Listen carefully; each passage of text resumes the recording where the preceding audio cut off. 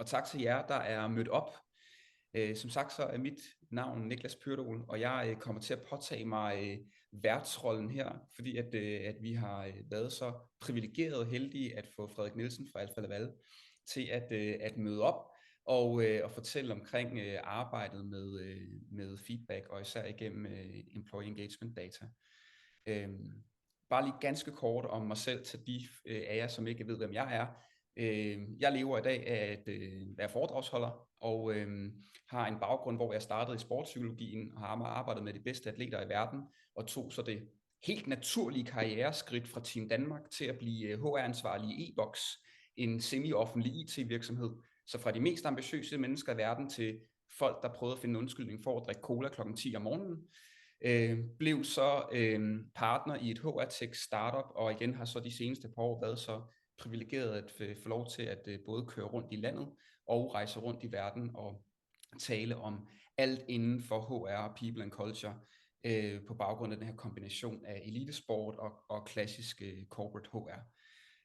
Og mest af alt i dag, så en af grundene til, at jeg har sagt ja, er fordi jeg er ret nysgerrig på det her med at få lov til at dykke ind i virksomheder og høre, hvordan man arbejder i praksis, så alt ikke bliver teori og forskningsundersøgelser. Og det er derfor, at jeg også synes, at vi er så privilegerede at få en virksomhed som Alfa Laval, og især Frederik, til at komme og fortælle om, hvad det er, de har af erfaringer og oplevelser. Der er en knap, når I går ned i jeres skærm med musen, som er en Q&A, og den må I meget gerne bruge undervejs. Vi kommer til at svare på spørgsmål, når vi er færdige med vores dialog. Men I må meget gerne skrive jeres spørgsmål, som de opstår. Fordi så ved vi, at de ligger der og kan tage fat i dem, så snart at vi overgår til Q&A. Så bliver der ikke den her akavede stilhed, hvor vi venter på, at folk skal finde på noget at spørge om. En anden ting er, at selvom at vi er inviteret af Winning Temp til at afholde det her webinar, så spørgsmål ind til selve platformen og værktøjet omkring, hvad det kan af funktionaliteter, og hvad det ikke kan, og hvordan man bruger sådan selve funktionerne i det. Det er ikke helt scopet. Så er der nogle tekniske spørgsmål til produktet, så er det ikke lige Frederik og jeg, men så er I selvfølgelig velkomne til at tage fat i Winning Temp.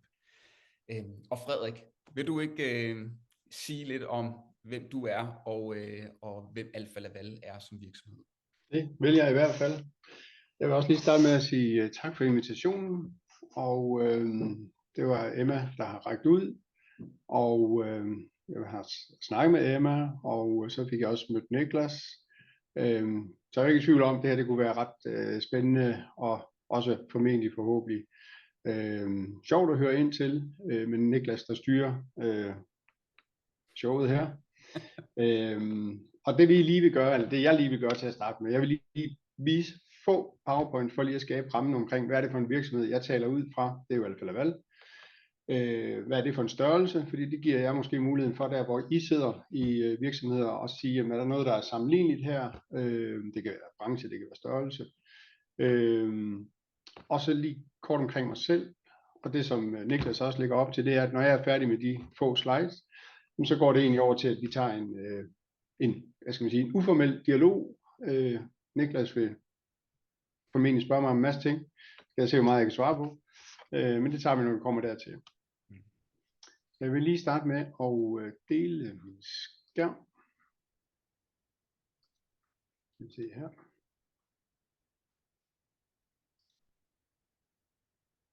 Det skulle gerne komme op der. Og sådan.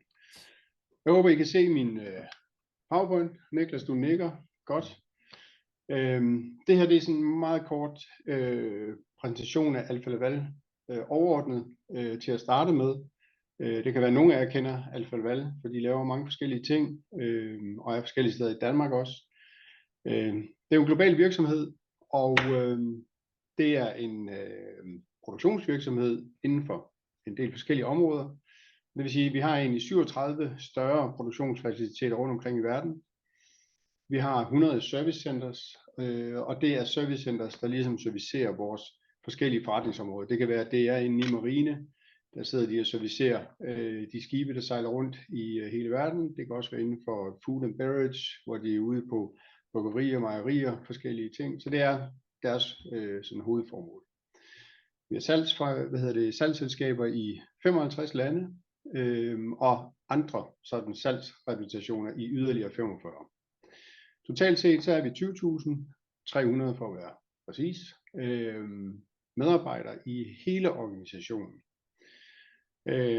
Så er der nogle mindre enheder, vi har, som typisk er opkøb af mindre virksomheder, som har en eller anden unik, enten teknologi, en kompetence, som der er komplementerbar med nogle af vores andre forretningsområder. Og så har vi nogle små sampling units rundt omkring i verden. Noget af det, som vi selvfølgelig har en del fokus på, nogle af vores forretningsområder er jo gamle. Den jeg er i, det er en 100 år gammel virksomhed inden for marine. Men det er jo klart, de sidste par år, og helt klart, hvor vi er i dag og fremtiden, jamen det er jo omkring sustainability. Fordi marineindustrien er jo nok ikke mindst forurenende industri, men der er rigtig mange initiativer i gang i forhold til bæredygtighed. Der er lovkrav om alle de her energy efficiency, og hvordan kan vi minimere CO2-udslip. Og sådan er det for vores alle andre forretningsområder. Så det er et af vores helt store fokusområder. Og eftersom jeg går ud fra, at nogle af jer er i direkte HR-funktioner, så kender I også omkring employer branding, hvordan er det, vi fremstiller vores virksomhed. Og det er jo blandt andet et af de her parametre, vi spiller på. Lige for at give lidt indblik i de her industrier, som vi taler om. Og igen, det kan være, at nogle af jer kan genkende det fra nogle af jeres egne industrier, enten nuværende eller tidligere. Jamen, så er der et overblik herover, jamen, hvor bredt favner de her industrier egentlig. Jeg skal nok lade være at gå igennem alle sammen. Så det er bare lige for at give et overblik over dem. Hvis jeg så prøver at skære lidt ned til der, hvor jeg er, så hvis vi kigger på Alfa Laval overordnet, så er der 3 forretningsdivisioner, som vi kalder det, inden for energi. Det kan være heaters, ventilation, aircondition, olie, gas, fuels. Food and water, det er inden for food processing systemer og water treatment. Det bliver lidt English med dansk og engelsk indover, men sådan er det. Og marine, det er at som jeg siger, det er en 100 år gammel virksomhed, og vi har et ret stort produktportefølje på alle typer skibe, der sejler rundt omkring i verden. Og så vil jeg selvfølgelig gerne have den her slides med ud af en stort slide deck omkring Alfa Laval. Empowering our people, fordi der er en lille tråd ind til det, vi skal tale om her resten af tiden omkring, hvordan er det egentlig, når vi siger, at vi har en open, supportive and informative corporate culture, og vi vil gerne give noget ansvar ud i vores organisation, gerne give det til vores medarbejdere. Vi vil gerne give tillid og få vores medarbejdere til at gro, altså growth opportunities, career opportunities. Så har vi så et andet ben, der hedder Focus on Safety and Respect, som også er højt, men måske ikke lige helt så relevant, hvis det ikke lige er psykologisk tryghed, som vi også kan være en del af Winning Team. Så det var sådan benet ind til det i strategien, som vi siger, der kan vi linke det til Winning Team og den type undersøgelser. Hvis vi lige tager mig kort, jeg har en funktion som global HR business partner i divisionen, der hedder Marine, i forretningsområdet, der hedder Business Unit Heat and Gas Systems, og det siger jeg, fordi det kan være, at jeg kommer til at referere til det i en eller anden kontekst. I den her enhed, jamen der har vi 2200 medarbejdere rundt omkring på nogle af de her forskellige sites, som jeg lige nævnte indledningsvis. Jeg har været her siden november sidste år, kommer fra en lignende organisation, mindre virksomhed, men lignende forretningsenhed. Jeg har selvfølgelig en del års erfaring inden for employee engagement surveys i forskellige typer og forskellige leverandører, men jeg har faktisk aldrig, før jeg kom til Alfa Laval, arbejdet med de her pulse survey tools, men har altid været nysgerrig på det. Så det var også lidt en gave, når man nu er HR-minded, at få lov til at implementere det her system. Hvis jeg så lige kigger lidt ind i Winning Team, for at komme over til den del. Sådan vores overordnede tilgang til, hvorfor er det lige, vi gør det her? Og det er jo fordi, hvis vi ikke spørger ud af organisationen, jamen så kender vi jo heller ikke svarene. Og der er jo ofte, at vi går rundt og måske nogle gange forestiller os nogle ting, tror nogle ting. Men hvis vi ikke spørger, så får vi jo ikke de her svar. Det vi gerne vil opnå med det, det er jo selvfølgelig en bedre performance generelt, sådan kan vi justere noget her på forretningen, så vil vi gerne gøre det. Se om vi kan forbedre produktivitet ved at få noget tættere kontakt for at se, om der er nogle forbedringsområder, vi kan lave. Gladere, mere engagerede medarbejdere. Og så en lidt hurtigere og en proaktiv tilgang for lederne for at arbejde med de her input fra deres teams. Sidste del, det er, at sådan lige lidt mere fakta på, at vi reintroducerede WinningTemp i august 2023. Niklas og jeg, vi kan måske tale lidt omkring, hvorfor reintroducere det. Og i overordnet i Alfa Laval, det er ikke kun os i vores business unit, der bruger det, men der er faktisk 1795 users totalt set. Vi har 622 koblet på, så det er ikke hele vores forretningsområde. Det er der så også en årsag til, som vi også kan tale om, Niklas, så det kan være, du sidder og skriver ned, hvad vi skal snakke om. Og så response rate, da vi startede i august, jamen der lå den på 68, da vi lavede kick-off på den. Nu er vi faktisk op på 81%, så når jeg lige kigger i dag. Opgaven er altså at fastholde det engagement. Vi kan se, siden vi startede, at der er en overordnet positiv udvikling over de 9 kategorier, men som jeg skriver med stort, der er selvfølgelig flere detaljer til det, så det er ikke rosenrødt det hele, men lad os tale om det om lidt. Så har jeg taget kommentardelen med, fordi det er jo noget, der lige pludselig giver lidt kvalitativ input i vores dialog. Har faktisk fået en del over de sidste 3 måneder, men jeg nævner også, at der er 156, som ikke er læst endnu. Det er jo sådan noget, som for mig springer i øjnene, hvor vi siger, hov, er det her et tegn på, at der er nogle områder, som ikke måske har fanget budskabet, eller ikke ved, hvordan de ligesom skal håndtere de her ting. Så bare lige for at skabe lidt nuancer i, hvad er det for nogle ting, vi kan kigge ind i. Så det er jo egentlig en kort introduktion, sådan lige fra den helt store Alfa Laval, ned til det område, som jeg sidder med, mig, og så WinningTemp. Fedt. Så er ballet sådan set åbnet, Niklas. Ja, så scenen sat, Frederik. Prøv, tusind tak. Og mega fedt, og faktisk også bare tak, fordi du vil dele. Altså, det er jo i virkeligheden noget af det, som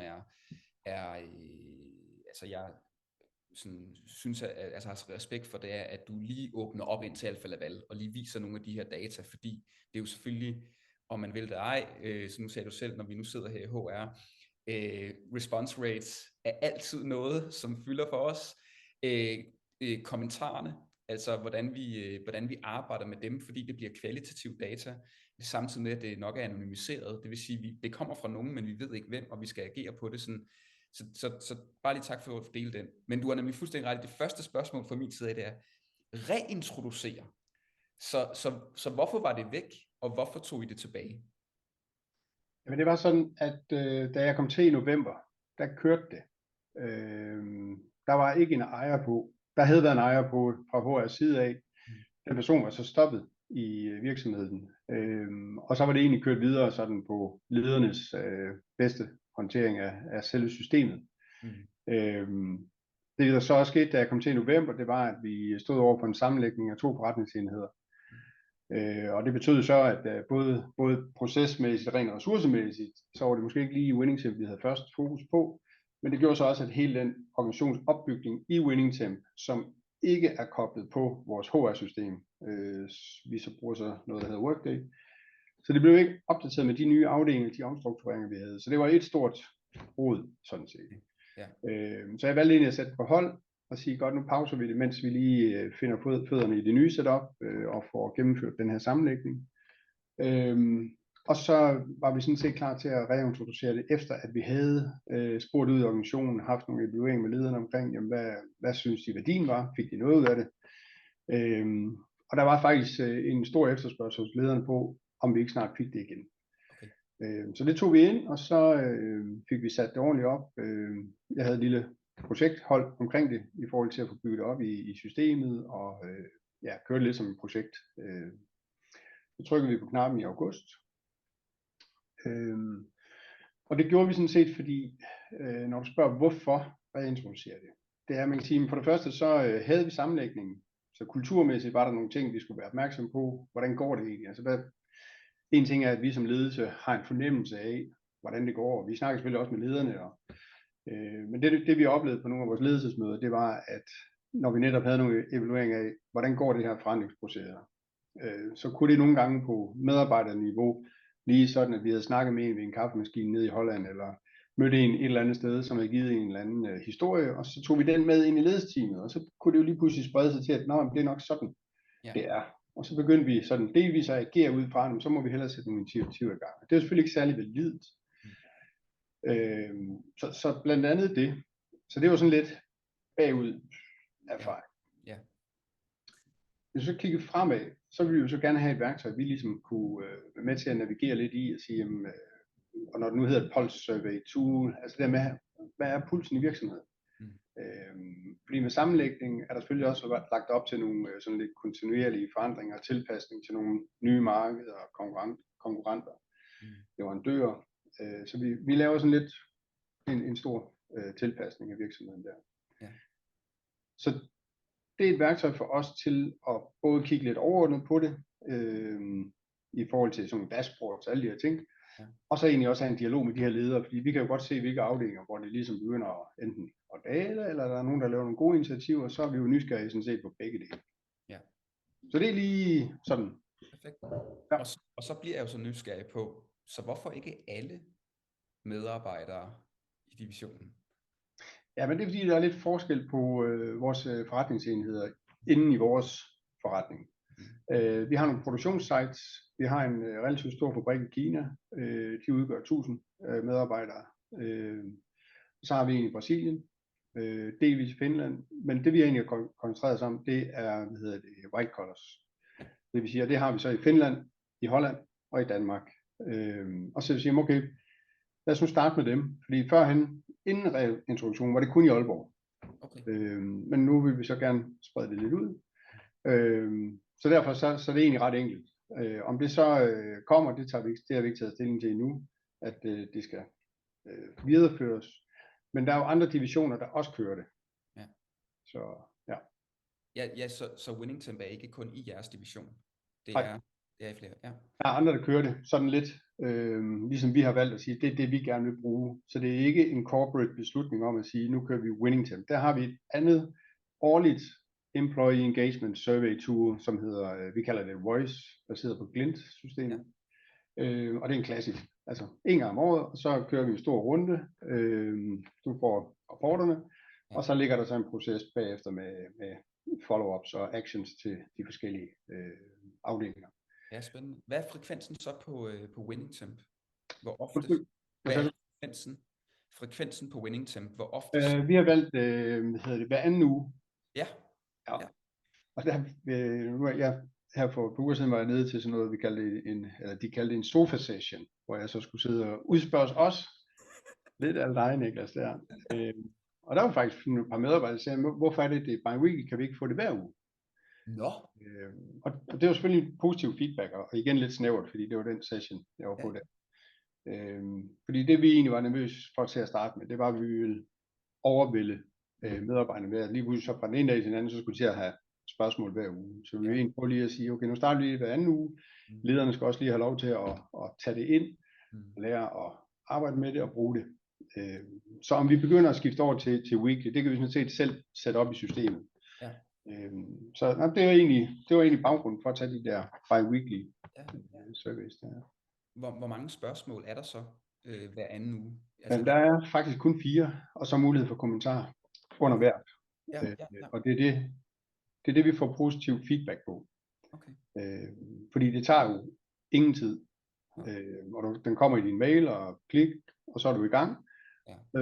Og nogen lægger jo noget kræfter i at lave nogle kommentarer, som er ret detaljerede, og nogen klikker jo bare igennem og siger, at jeg er glad i dag, eller det går godt i øjeblikket.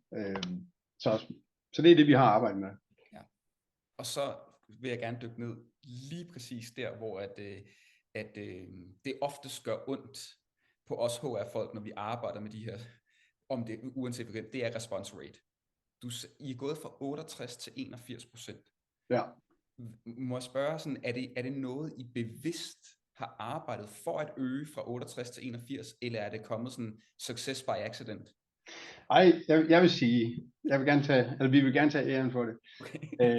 Det kan nok være, det er en kombination måske, men det vi var ret bevidste om, det var, at vi blev nødt til at klæde lederne godt på, for det er jo ligesom dem, der bærer det. Altså, du kan sige, HR har sådan set været projektgruppen, det er dem, der har overtaget driften af det, og selvfølgelig også sparring og træning inden for Alfa Laval.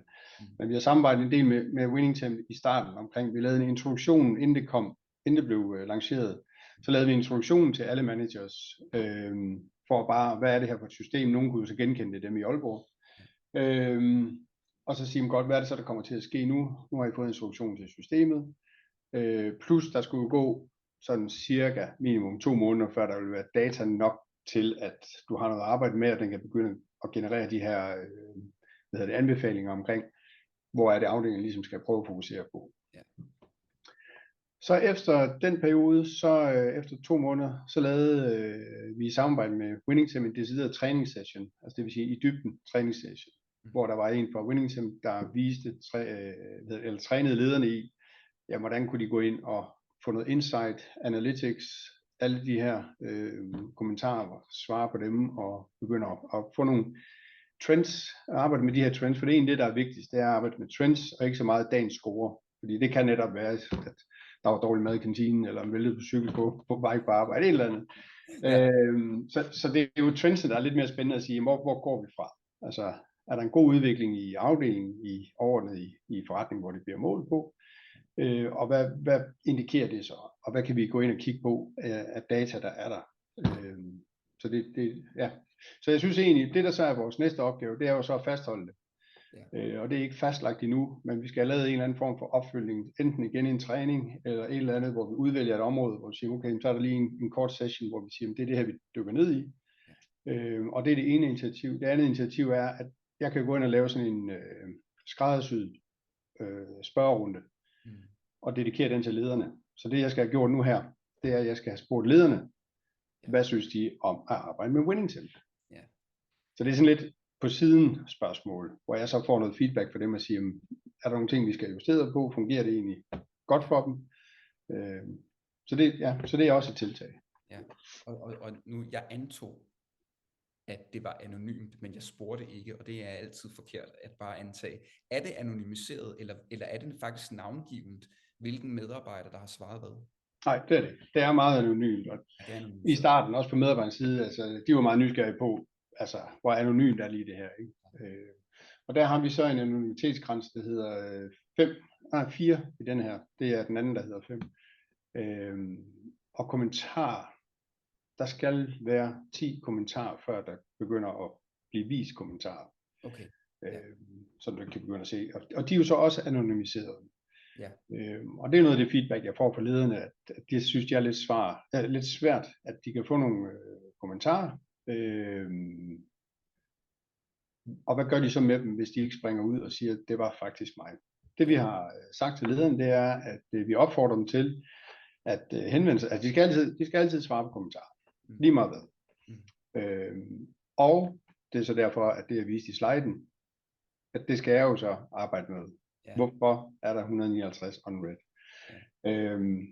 Men egentlig så kan de have en dialog med den medarbejder, der har rejst et eller andet, enten utilfredshed eller et opmærksomhedspunkt.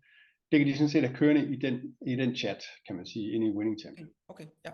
Og det jeg kan se, når jeg går ind, så ofte så er det faktisk sådan, at der er et spørgsmål fra en medarbejder, der siger, hvorfor har vi ikke et eller andet i teamet? Altså det kan være en proces, det kan være en mødestruktur, et eller andet. Og ved at lederen så kan få svaret på og sige, det var jeg ikke opmærksom på, eller ved du hvad, jeg er faktisk i gang med at arbejde med det, så i 2024, der sætter vi det her ind. Så lukkes den ned på den måde. Der hvor det bliver svært, det er, hvis det er lidt mere kritisk karakter. Jeg har haft noget omkring diskrimination, harassment, og der har vi gjort det også fra starten af, at vores BU-præsident, altså ham der er direktør for forretningsenheden her, på vores månedlige business opdatering, han introducerede også Winning Team, sådan at det ligesom var ejet fra øverste hold. Og noget af det han faktisk også sagde, det er at det her med discrimination, harassment, bullying, at det er nul tolerance i virksomheden. Så han kunne kun opfordre til, at dem der havde kommentarer omkring det, at de trådte frem, henvendte sig ind til leder, eller leders leder, eller HR. For ligesom at sige, jamen altså, der er nogle kanaler, man kan bruge for at komme frem med de ting. Ja. Så det er, så der er en værdifuld indsigt med hensyn til de kommentarer der. Ja. Og Frederik, nu nu overskriften er jo feedback-kultur. Hvis jeg skal sådan tolke lidt på bare den retorik, så er det altså, at vi har en kultur for feedback. Det vil sige, det ligger som en norm i vores adfærd i en organisation, at vi tilkendegiver, hvad vi tænker og føler omkring noget, og at folk responderer på det. Altså, så der ligesom flyder kommunikation frem og tilbage.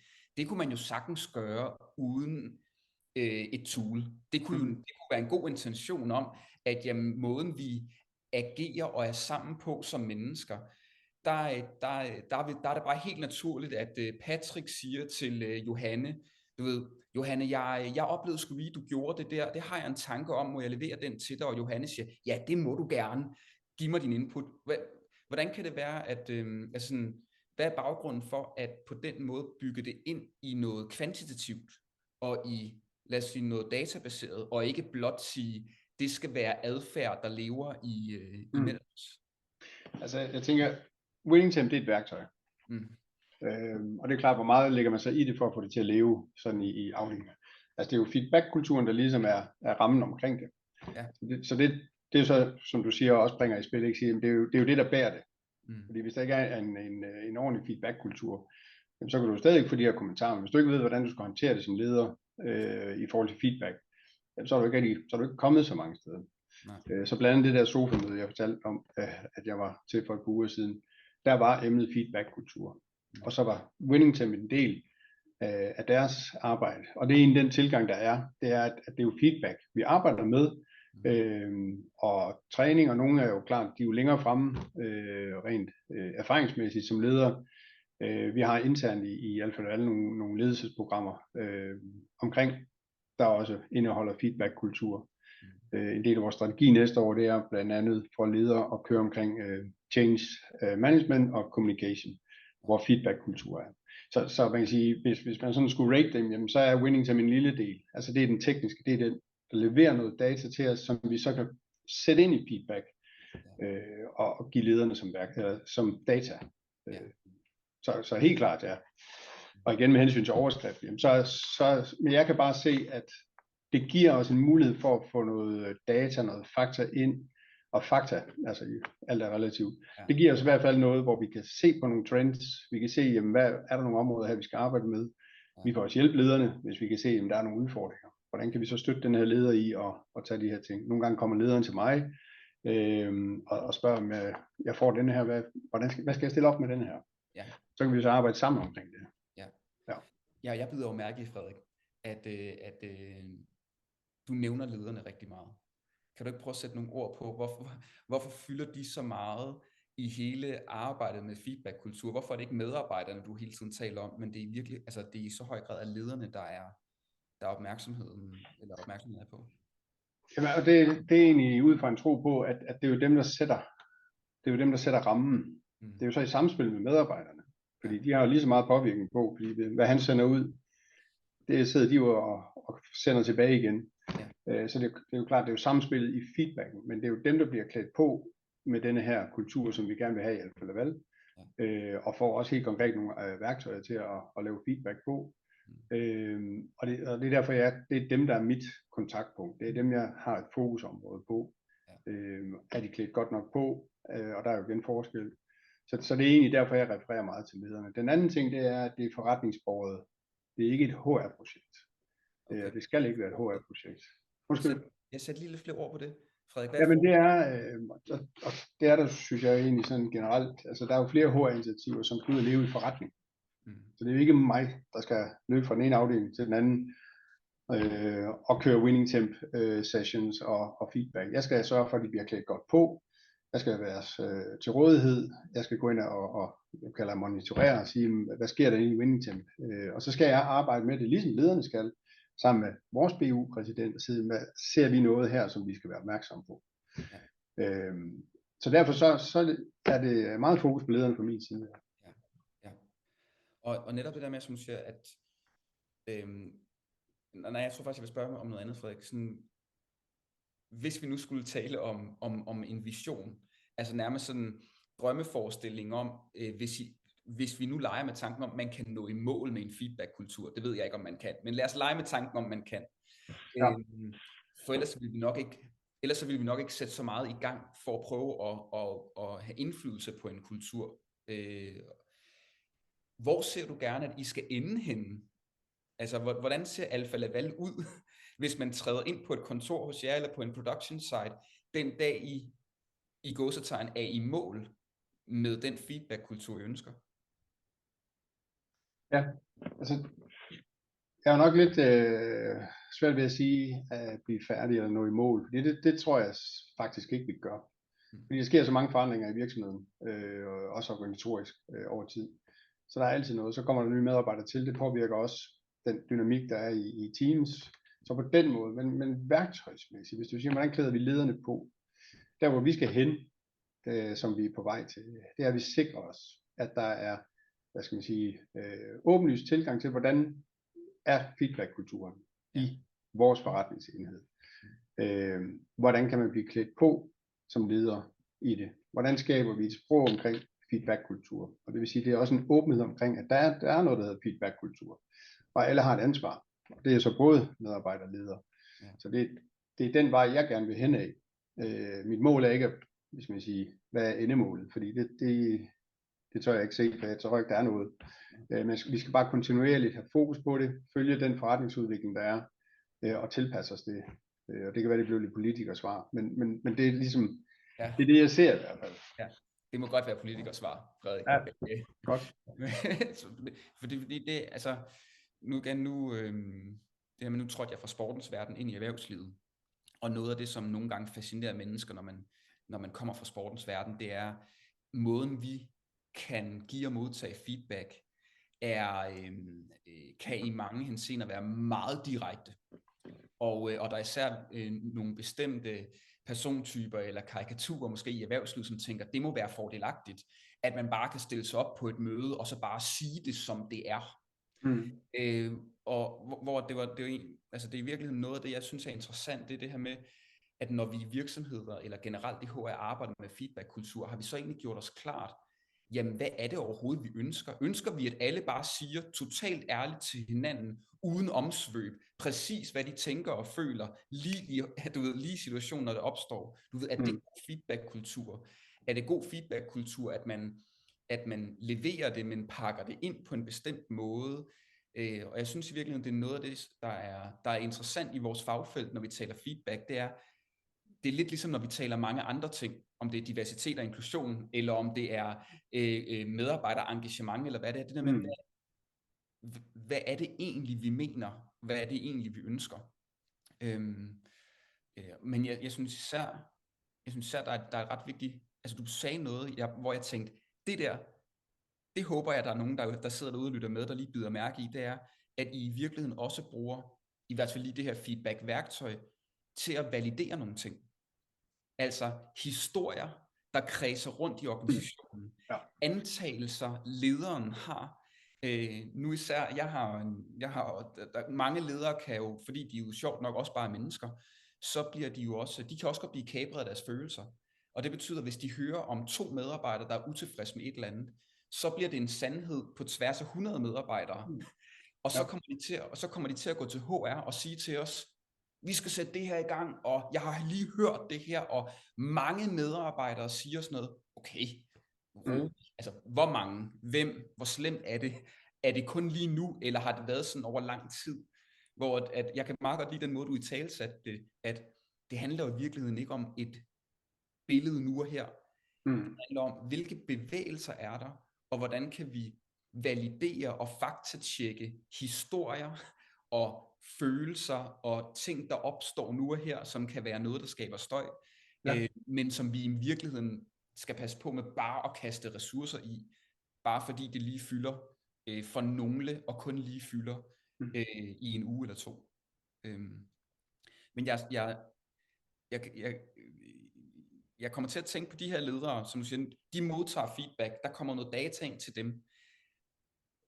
Hvad oplever du, at de vakler omkring? Hvad oplever du, at de har lidt svært ved bare helt naturligt og intuitivt at gøre som ledere, selv når de får ret konkret data, både det kvantitative og det kvalitative? Altså hvad er det, de har brug for hjælp til? Altså man siger rent, når vi introducerede for dem, der ikke havde prøvet det før, det at få feedback så direkte, altså det er jo en eller anden måde, en direkte måde at kigge på nogle dashboard og sige, hold da kæft, det er det mit team, det ligesom melder tilbage til mig, og hvis der er kommentarer på, som på nogle områder kan være lidt meget direkte, fordi du sidder bag en skærm, det er jo det, der nogle gange kan være med det, og du er anonym. Ja. Altså det første sådan håndsindtryk, man måske lige får som leder, det er at sige, at den er lidt barsk, fordi hvad har jeg så at gøre med? Og det er jo så der træningen, introduktionstræningen og den her form for, at de ved, der er support på. Og det er derfor, så er der en del, der kommer til mig og siger, hvad skal jeg lige gøre med den her? Ja.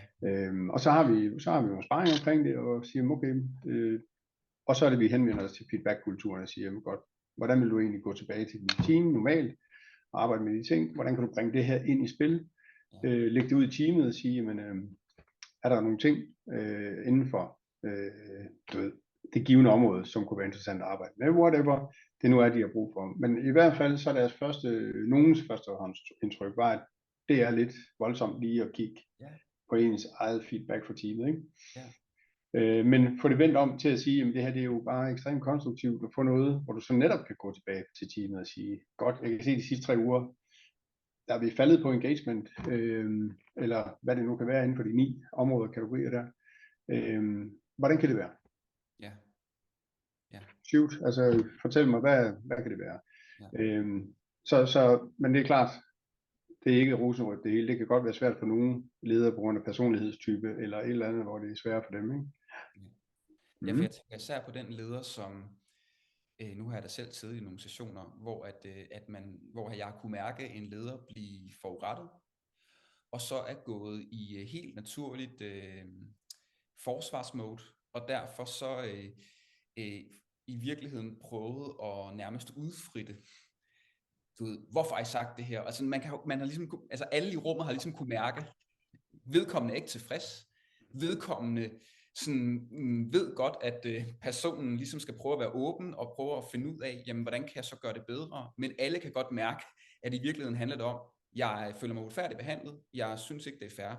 Altså hvordan, apropos som du siger, i en feedback-kultur, der kan vi jo netop risikere, at hvis jeg afgiver anonyme svar, og jeg oplever, at det ikke bliver brugt til noget, så gider jeg ikke give igen, fordi så tager I mig ikke seriøst. Eller jeg oplever, at måden det bliver modtaget på,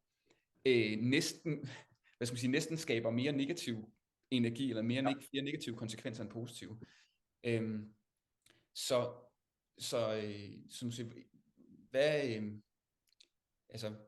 Hvad er det, vi som HR skal være opmærksom på, og hvad er det, som du især kan se, at I skal bruge tid på med jeres ledere, for at sikre, at det ikke bliver, at de så går tilbage og agerer, men forurettet, og derfor sådan måske netop kan dræbe feedback-kulturen mere, end at de kan fordre det?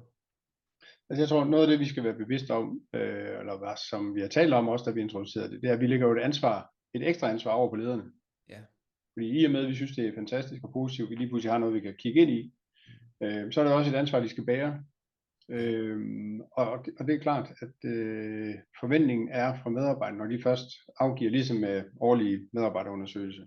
Der skal noget feedback til, for ellers så føler du, at det er ligegyldigt, du har spildt din tid. Så det ansvar følger jo ligesom med, for at få det gjort til en succes. Og det er jo sådan en dialog, vi har med lederne, altså også på generelt hold, at det kræver, at man opfylder. Det er også derfor, vi siger, at når der er kommentarer, så følg op på dem. Så det er vi ret bevidste om. Ja. Så er der forskellige typer af ledere, det er helt klart jo.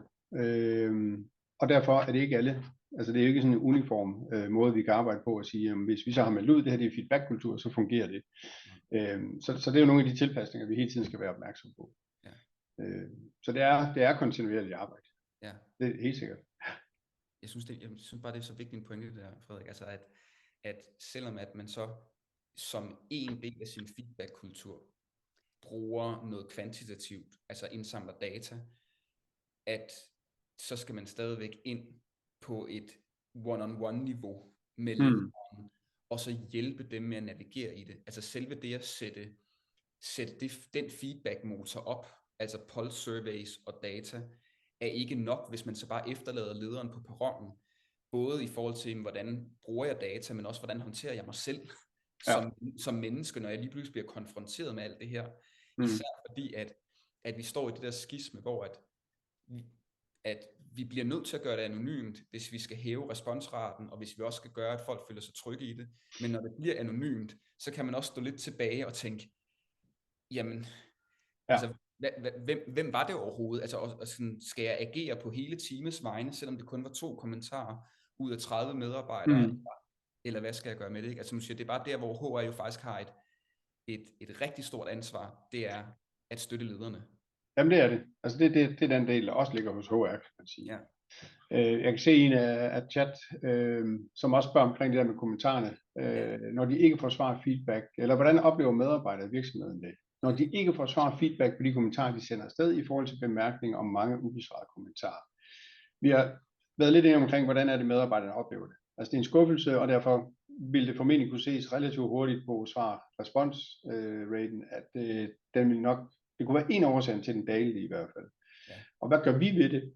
Jamen det er, at vi kan jo så gå ind og se, hvilke områder er det, som ikke, og så vil jeg jo egentlig henvende mig til lederne og sige, at der er et eller andet her, du er usikker på, er der noget, du har brug for i forhold til støtte, og så kan det være, at, eller så er der konkrete eksempler på det, ikke? Også så kan vi tage en snak omkring, fordi det er ikke i orden. På den baggrund der, ikke? At medarbejderne lægger tid og kræfter i lige at give de her svar der. Ja, jeg synes i hvert fald, det er et af paradokserne i feedback-kulturen. Det er, at især i vores del af verden, der vi kan intuitivt godt lide tanken om, at medarbejderne bliver inddraget, og vi hører dem. Men vi stiller os også vi sætter røven i klaskehøjde. Fordi hvis man hører menneskers mening om noget, og vi så ikke viser dem, at vi tager det seriøst ved at handle på det, eller informere dem om, hvad vi gør med det, så kan det have dobbelt negativ effekt. Ja. Nu ved de, at vi ved det. Fordi de ved, at de har skrevet det og svaret på det. Altså sådan, så det er også derfor, jeg kan godt forstå nysgerrigheden fra vedkommende, der har skrevet det der. Ikke? Altså, hvad er det for en respons, som der kommer? Ja. Og så igen, det er noget, jeg er også nysgerrig på, for der er også lidt inde i Q&A, det er det her med, fordi igen, en af de visioner, jeg har for feedback, er, når vi kan tage det fra det anonymiserede kvantitative ind i det direkte kvalitative. Altså at hvis jeg er din HR-medarbejder, så kan vi to i virkeligheden have en helt åben samtale omkring, hvad vi oplever ved hinanden, hvornår det er, jeg ikke lever op til dine forventninger, hvornår det er, jeg gør noget, som du godt kunne tænke dig at regulere ved mig, og hvornår du også ser noget, og lige så vigtigt, hvornår du ser, at jeg gør noget godt, som du gerne vil sige til mig. Prøv at lige der kan jeg se, det må du godt fortsætte med at gøre.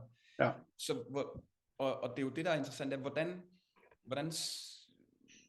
hvordan ser du, at man kan gå fra noget, der er anonymiseret og kvantitativt, over i noget, hvor vi også bare kan møde hinanden i en psykologisk tryg, ærlig samtale omkring, hvordan vi oplever hinanden, og hvad vi ønsker os anderledes ved hinanden? Altså, jeg vil næsten sige, det er rammesætningen, som ikke har så meget med winning tempo at gøre, som sådan. Men det er rammesætningen som leder. Altså, hvad er det for psykologisk tryghed, du etablerer? Ja. Og det er jo lige fra en lille afdeling, en stor afdeling til forretningsenheden, ikke? Hvor vi siger, hvordan er det, vi arbejder med? Det er jo så, hos vores vedkommende er det jo et begreb, vi arbejder med som et parameter, altså psykologisk tryghed. Ja. Så man kan sige, det er jo grundvilkår, og det er ikke givet på forhånd, vel, men det er i hvert fald noget af det, som vi gør meget for at synliggøre, i talesætte også kommunikationsmæssigt. Ja. Så på den måde, det er næsten det vilkår, der skal være, for så at kunne tage winning temp ind som et af værktøjerne til at arbejde med. Yes. Ja. Og det er også derfor, jeg tør i hvert fald godt, Frederik, og det er, selvom at det er winning temp, der har inviteret os, at ture tage den, lad os sige, fra det, de repræsenterer, over i hvad skal man sige, den anden del af feedback-kultur, som netop ikke er databaseret kvantitativ survey, men jamen, en medarbejder og en leder skal have en samtale, eller en medarbejder og en medarbejder skal have en samtale, og vi vil i virkeligheden gerne have, at i stedet for, at Johannes og Mohammed, de ikke kan lide hinanden, og de eneste, der ikke ved det, det er hinanden, men de skal nok fortælle det til alle deres kollegaer, ikke? At de så kan have den snak.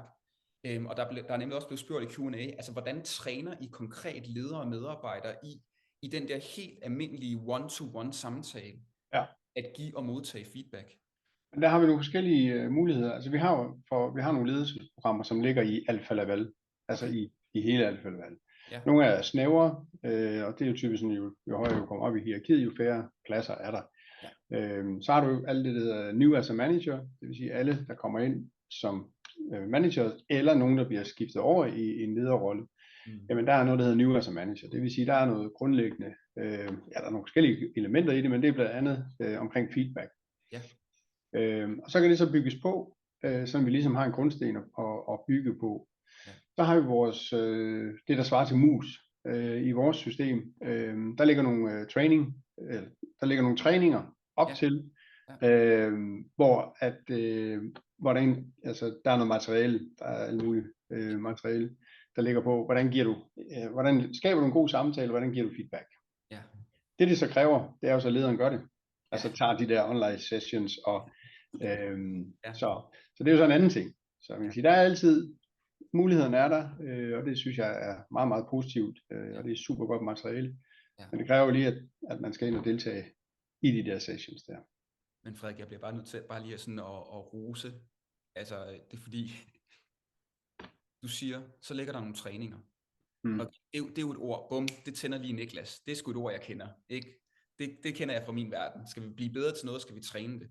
Og det er noget af det, som jeg faktisk godt nogle gange kan blive en lille smule irriteret over ved, når vi taler feedback-kultur.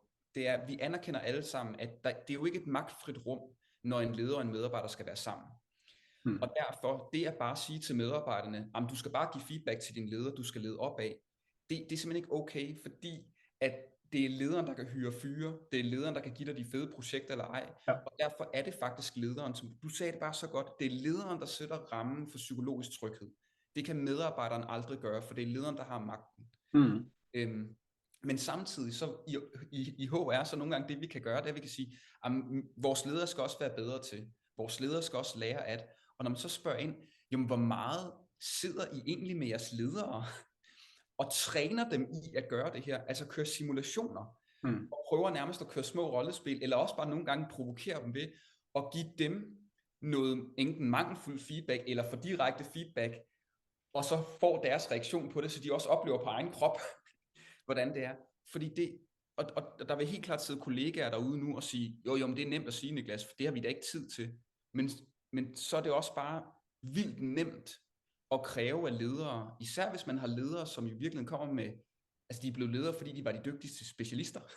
Jo, ja, klassisk, ja. Jamen det er jo klassisk, ikke? Fordi så kræver vi lige pludselig af nogen, at et ret, altså det at være dygtig til feedback, som i sig selv er svært af natur, skal de være dygtige til, uden at nogen har lært dem at være dygtige til det. Ja. Og uden at vi som HR investerer i at træne dem i at blive dygtige til det. Noget jeg rigtig godt kan lide, Niklas, det er, at du er virkelig engageret jo. Klokken er 10 minutter i.